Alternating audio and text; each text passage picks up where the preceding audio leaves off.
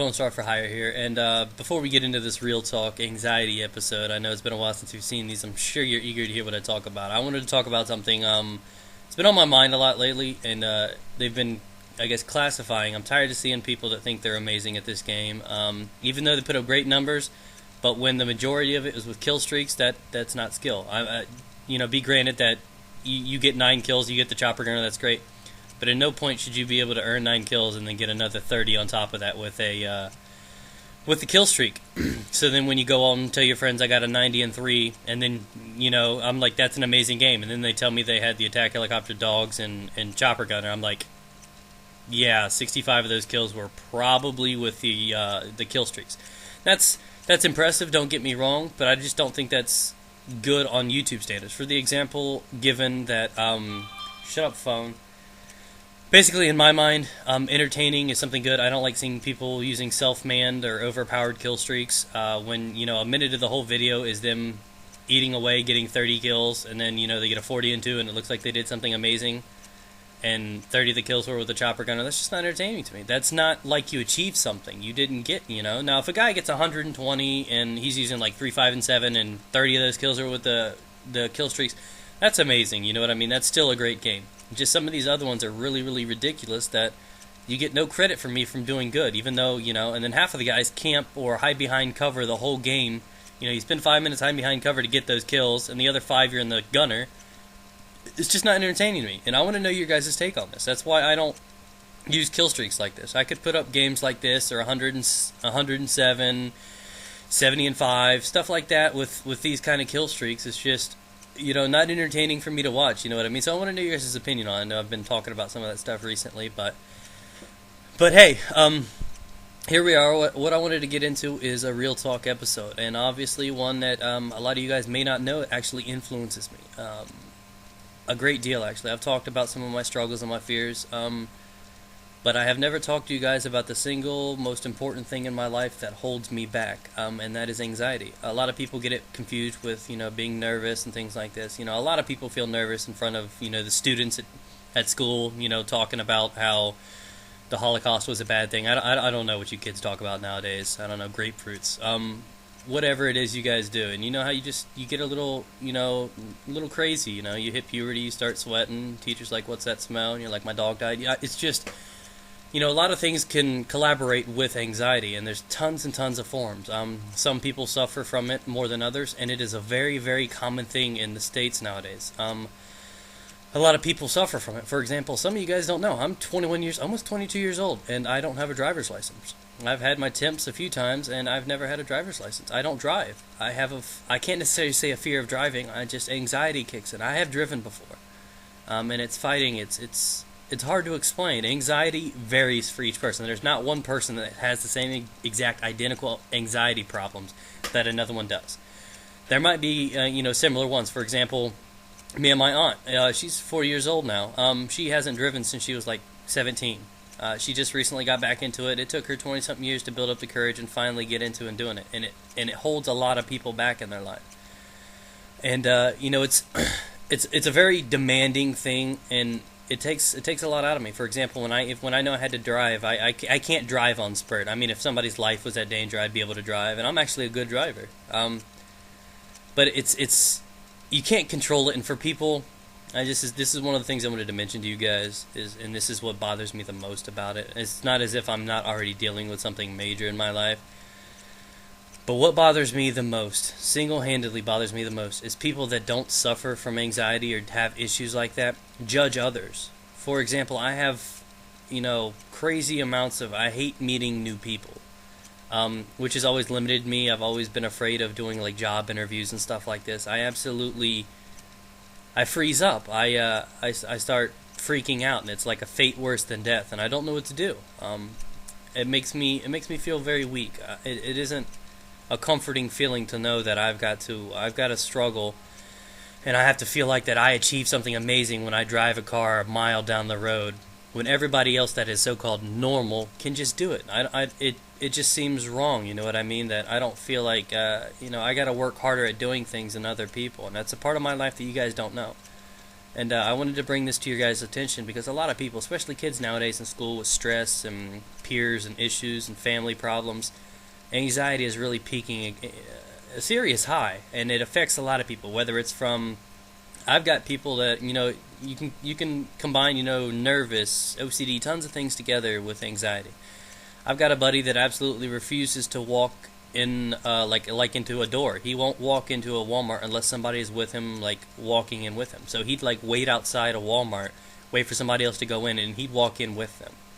He's afraid of everybody looking at him, tons of things. So a lot of people, I know this is obviously weird for some of you guys, because half of you guys are just dealing with school, having fun, getting laid, playing sports, black ops, whatever it is you little tykes do nowadays, and are very unaware of some of the struggles some people deal with. And this is obviously something you can get medication for, but but even still, it leaves this in my mind. I feel weak. It's hard to put into words. I feel like I'm not good enough. I feel like I struggle, and I have to do things. I got to put in all this effort. For example, when I'm driving, I've got to prep myself like days in advance. I start losing sleep because I'm afraid. I know I'm not going to like the feeling of driving, so I lose sleep for 2 or 3 days in advance, and then I know, okay, so it's time to drive. I get in there, and it calms down a little bit. Sometimes it overreacts, and it gets to me, and some of it comes with dizzy spells and stuff like that, and it really limits my life. I've always been afraid to do job interviews and stuff like this, and I'm not fully pursuing my life like I should be, and a lot of it has to do with the whole anxiety deal, and it's not a good thing, and I don't want to use it as a crutch or anything like that, but I can't act like it's not there. And it's not like a single word I can point towards it. There's tons of other things. For example, recently I told you guys I was doing a new work with a buddy for a new part-time job. Got there Monday. We had to do a furnace up in this rich $2 million guy's house or something, and he has like 4 furnaces in his house, and one of them's in the attic, and we had to go up in there, and it really kicked my ass. I was fine for the first couple minutes. I've got a fear of heights as it is, and it was fine for the first few minutes, and I get up in there, and I start freaking out. I immediately get up in there, and I'm fine until I get in there, and I started getting dizzy, and I didn't know what to do. I panicked. It hits you so hard, and it's inexplainable. I can't put words to it. I felt like I was gonna like die or something. It was. I know a lot of you guys are like, "Wow, dude, you're kind of drama king here, a little bit, overreacting," but it's not, man. I was like in tears. I was afraid. The feeling is that penetrating, that heavy, that you don't know what to do. So if you've got guys and you've got family members that try to judge you or hold you back from something you're afraid of, everybody's got to face their fears, and even with driving, I try to face them. I try to do these things. With anxiety, it's a whole nother thing. It can kick in. It can make you nervous. It can, things will stack up, and then all of a sudden you've got this, big whopper of fucking, stress and anxiety, and it kills you. It affected me in school. Part of the reason I struggle day to day is because, I'm afraid to do things. I'm not afraid to do job applications and put in jobs. I'm afraid to go meet the people. I'm not afraid of what they think of me. Obviously, by you guys from here on out, I'm talking to you about this right now. I just told you I cried the other day over being up in an attic. You know what I mean? I personally, if I was a normal person, didn't have issues like this, I'd probably be laughing. I wouldn't be lying. I had to sit my fucking ass down, and these planks were literally like a DVD's length across. I was walking on like nothing, and it was something else, and it has really limited me. So I wanted to talk to this in a different standpoint here. My mother, for example, she judges me crazily. Why can't you do it? Why don't you just fucking do it? I'm tired of dealing with you. Why can't you fucking do it? Everybody else can do it. Why can't you do it? People that don't have anxiety don't understand what it's like. So if you've got a friend, a future girlfriend, boyfriend, reality, whatever his name is, you've got a future, friend or something like that suffers from this, just try to be a little bit more understanding. Support is the greatest medication for something like that. And it holds me back so much. I could be ready, like 2 days in advance, ready to go driving. As soon as mom starts bitching at me, why can't you just fucking do it? I gotta start all over again. I'm like, well, it's so heavy. It kicks my ass. To be completely honest, it kicks my ass. I just can't do anything with it. So Yeah, a lot of you guys want to talk about, and I'm obviously going to get into my school here in the next week or two. I'm going to talk about my issues with dropping out of school and everything like that. And I just wanted to give you a taste of my anxiety and how it holds me back. And I'm sorry that I can't explain it to the full extent, but it really has to be something you have to experience, and it varies person to person. But I wanted to talk to you guys about this. For example, I'm dealing with this stuff right now. I'm stressed out for my mom right now. I came down here and decided I want to put a commentary on this. People judge things that they don't understand. If it's something simple as a fat person, you judge them because they're fat. You don't know why they're fat. You don't know if they had a bad life. You know what I mean? You judge them, and it's because you're unaware of what that's like. And until you actually experience it, you'll never understand what it's like. I'm not holding you guys accountable for anything like that. I'm not saying it's your fault. You guys a lot of people don't understand. And it's been the hardest thing in the world for me to cope with and admit to, and you just didn't see that right there. I almost did it, dude. That was like a fucking Bond fail. But, it's just been a very, very big thing in my life, and it has limited me for so long, and I feel weak. I feel minuscule. I feel like I'm nothing.